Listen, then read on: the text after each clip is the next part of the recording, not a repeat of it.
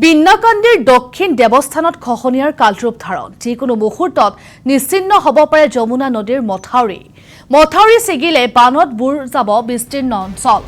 স্থানীয় বিধায়ক প্ৰশাসনক আবেদন কৰি ভাগৰি পৰিছে এতিয়া স্থানীয় বাসিন্দাসকল কেৱল মাত্ৰ প্ৰতিশ্ৰুতিৰ বাহিৰে কোনেও মথাউৰিটো নিৰ্মাণৰ বাবে গ্ৰহণ কৰা নাই কোনো ধৰণৰ পদক্ষেপ আমি দৃশ্য এয়া দেখুৱাইছো এতিয়া সংকট পৰিছে স্থানীয় ৰাইজ কিয়নো বিন্নাকান্দিত যেন খহনীয়াই এক কালৰূপ ধাৰণ কৰা দেখিবলৈ পোৱা গৈছে যিকোনো মুহূৰ্ততে নিশ্চিন্ন হৈ যাব পাৰে এই স্থান আৰু বিন্নাকান্দিৰ দক্ষিণ দেৱস্থানত খহনীয়াই এতিয়া ধাৰণ কৰিছে কালৰূপ যাৰ পৰিপ্ৰেক্ষিতত এতিয়া চিন্তিত হৈ পৰিছে স্থানীয় বাসিন্দাসকলে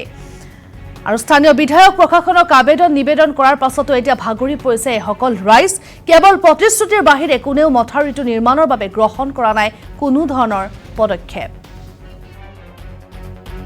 দক্ষিণ দেৱস্থান যিটো মাতাউৰি এই মাতাউৰিটো আমি বিগত প্ৰায় 20 বছৰৰ পৰা এইটোলৈ ভুক্তভোগী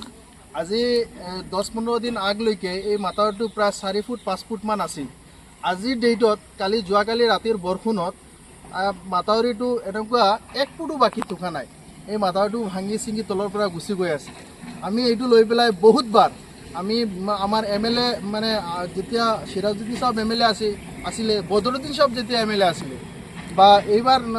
বদৰুদ্দিন সাহেব এমএলএ বনাৰ আগতেও আমি দাবী দিছিলোঁ বহুতবাৰ আপোনাৰ মানে ডিসি ছাৰকো মই বহুতবাৰ কৈছিলোঁ কিন্তু তথাপি আজি 20 বছৰ পৰা মাতাউৰিটো নহ'ল এতিয়া এনেকুৱা অৱস্থা যদি এই মাতাউৰিটো ভাঙি যায় বা এই মাতাউৰিটো কিবা এটা হয় আমাৰ প্ৰায় 5-6খন গাঁও পানীৰ তলত ডুবি যাব সেইকাৰণে আমি এমএলএ সাহেবক অনুৰোধ কৰিছোঁ যে অতি সোনকালে আমাৰ মাতাউৰিটো ঠিক কৰি দিয়ে যায়